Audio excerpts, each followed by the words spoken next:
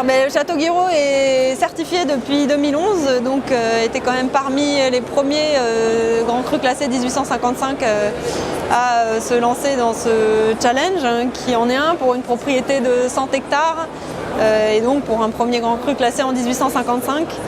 Et donc tout ça, ça met du temps à se mettre en place. La conversion, elle date de 96, une certification qui a été demandée en 2007. Et donc les 3 années pour obtenir le label.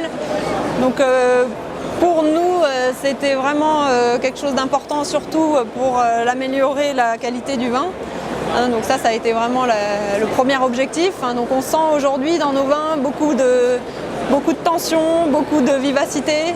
Tout simplement le fait de remettre notre vignoble en vie, ça se traduit dans la tension et cette vivacité donc, dans les mains. C'est aussi donc, un respect de l'environnement, bien sûr, un respect des gens qui travaillent dans la vigne, et puis un respect du consommateur qui est de plus en plus sensible à ce qu'il mange, à ce qu'il boit, et à des produits le plus naturels possible. Alors c'est vrai que ça a ouvert certains marchés, par exemple les monopoles scandinaves qui sont assez sensibles à tous ces produits bio.